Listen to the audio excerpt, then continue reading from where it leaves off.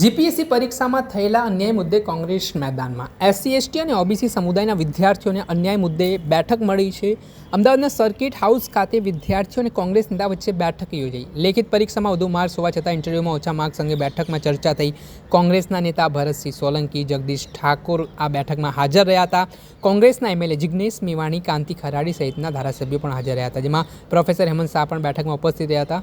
વિદ્યાર્થીઓના ભવિષ્યને લઈને આગામી દિવસોમાં રણનીતિ અંગે બેઠકમાં ખાસ મનોમંથન કરવામાં આવ્યું હતું। કોંગ્રેસમાં જીપીએસસી પરીક્ષાને લઈને વિદ્યાર્થીઓના હિતમાં લડી લેવાના મૂડમાં જોવા મળી છે। ત્યારે મામલે શું કહી રહ્યા છે કોંગ્રેસના નેતા ભરતસિંહ સોલંકી? આજે મહત્વપૂર્ણ બેઠક મળી હતી। જીપીએસસી સામે જે સવાલ ઉઠવાની શરૂઆત થઈ છે કે ઓબીસી એસસી એસટી સમાજના વિદ્યાર્થીઓ સાથે જે અન્યાય કરવામાં આવ્યો છે માર્ક્સ આપવા મામલે, તે મામલાના સંદર્ભમાં હવે કોંગ્રેસ મેદાને જોવા મળી રહી છે। ત્યારે શું કહી રહ્યા છે કોંગ્રેસ નેતા તે સાંભળી લો।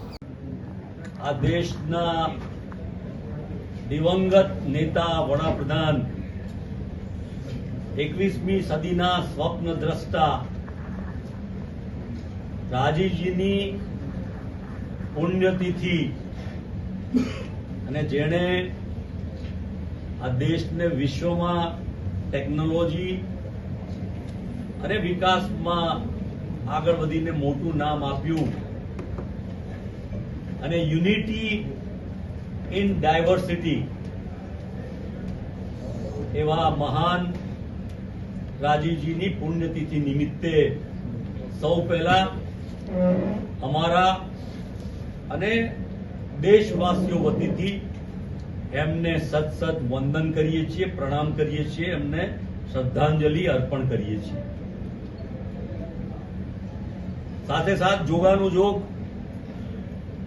જેણે યુનિટી ઇન ડાયવર્સિટી અને લોકશાહીને ઠેઠ નીચે ગ્રાસરૂટ સુધી લઈ જવા માટે પંચાયતી રાજ અને નગરપાલિકાઓમાં નાગરિક સમિતિઓ દ્વારા લોકોને એમ્પાવર કરવાનું કામ કર્યું, એને યાદ કરીએ છીએ।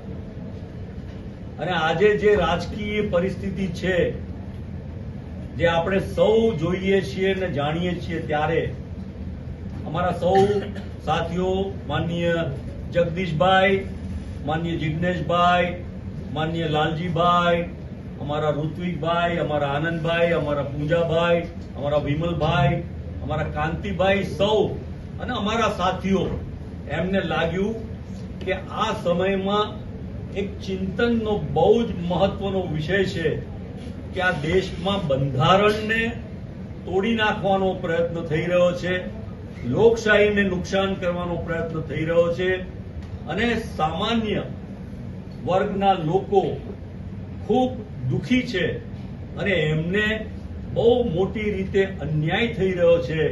ત્યારે આ સૌ બાબતોને લઈને ચર્ચા વિચારણા, વાતચીત કરવા માટે અમે અહીંયા સૌ ભેગા થયા હતા અને એ ચર્ચામાં બંધારણની વાત અને આ દેશના એવા યુવા નેતા કે જેણે દૂરંદેશીના પગલા રૂપે 2012 થી શરૂ કરીને આ દેશ કઈ દિશામાં જશે, શું મુશ્કેલીઓ આવશે, સુનામી આવશે, આર્થિક મુશ્કેલીઓ આવશે અને આ દેશને એ ખરાબ પરિસ્થિતિ તરફ જતા રોકવા જે પ્રયત્ન કર્યો છે અને એમાં પણ હમણાં બનેલા જે બનાવો, એ પહેલગામનો બનાવ હોય ત્યારે પણ સરકારને સમર્થન આપી અને સાચા અર્થમાં કેવી રીતે દેશના નાગરિકોનું રક્ષણ થાય અને આ દેશ સલામત રહે એ માટેની ચિંતા વ્યક્ત કરી।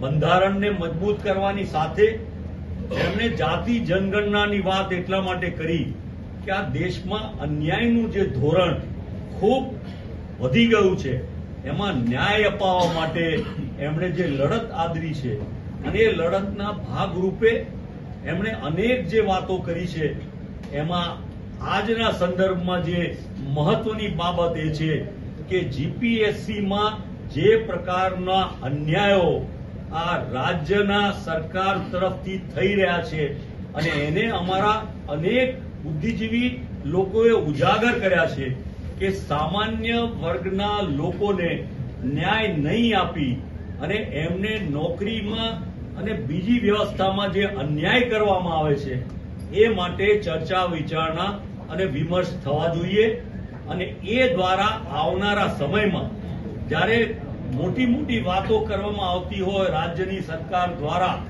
અને છતાં અન્યાય વધતા હોય એ માટે ખૂબ ચિંતન કરી અને સૌ લોકોએ એ બાબતનો વિચાર કર્યો છે. જે પ્રકારે બીજા રાજ્યમાં ખાસ કરીને આ પરીક્ષાઓમાં મૌખિક પરીક્ષામાં બીજા લોકોને વધારે માર્ક આપી અને જે મેરિટવાળા સ્ટુડન્ટ વિદ્યાર્થીઓ હોય એને અન્યાય કરવામાં આવતો હોય ત્યારે એની વાત આ ગુજરાતની પ્રજા દેશની પ્રજાએ જાણવી જોઈએ. આ દેશના ન્યાયતંત્રને ખબર પડવી જોઈએ અને એના દ્વારા આવનારા સમયમાં એને ન્યાય મળે એ પરિસ્થિતિ તરફનું મૂલ્યાંકન કરવા માટે આજે સૌ સાથે મળ્યા હતા. ખૂબ લાંબી ચર્ચા વાતચીત અને વિચારણા થઈ છે અને અન્યાયો સામે અમે લડત આપવા માટે સૌ ગુજરાતીઓને અપીલ કરીએ છીએ. ન્યાયની અમારી આ લડાઈમાં ભાગીદાર બનવાનું કહીએ છીએ અને આપને મીડિયમ દ્વારા આપના મીડિયા દ્વારા આવો અન્યાયને રોકવા માટે ઘણા બધા મીડિયાના મિત્રો આ વાતમાં જોડાયા છે. પણ જ્યારે આ દેશમાં લોકશાહીને દબાવવાનો પ્રયત્ન થતો હોય, સાચી વાતને દબાવવાનો પ્રયત્ન થતો હોય, બાબા સાહેબ આંબેડકરે આપેલા બંધારણના અધિકારોનો હાસ થતો હોય ત્યારે મને લાગે છે કે સમયની એવી જરૂરિયાત છે કે ગુજરાતમાં સૌ જાગૃત થઈને એમાંય ખાસ કરીને જે પછાત વર્ગના સૌ લોકો છે એસટી, એસસી, ઓબીસી એ બધા જ વર્ગના લોકો જ્યારે એવું ફીલ કરી રહ્યા છે કે અમને અન્યાય થઈ રહ્યો છે ત્યારે આ મીટિંગ બહુ જ અગત્યનું માધ્યમ ધરાવે છે અને આપના દ્વારા આ વાત પૂરા ગુજરાતમાં જાય અને આવનારા સમયમાં એ માટેનો નક્કર કાર્યક્રમ અમે બધા ઘડી કાઢવાના છે.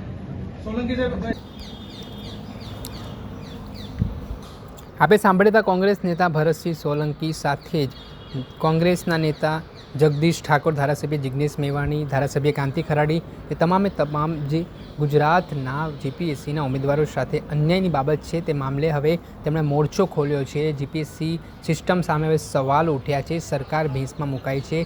જીપીએસસીના ચેરમેન હસમુખ પટેલ હવે આ મામલે આગામી સમયમાં શું ખુલાસાઓ કરે છે તે આગામી સમયમાં ખબર પડશે. નહીંતર આગામી સમયમાં ગુજરાતમાં એક મોટા આંદોલનના એંધાણ પણ વર્તાઈ રહ્યા છે. દર્શક મિત્રો, એન કવરેજ ન્યૂઝને આપ લાઈક કરી લો, સબસ્ક્રાઇબ કરી લો અને શેર કરવાનું ભૂલતા નહીં.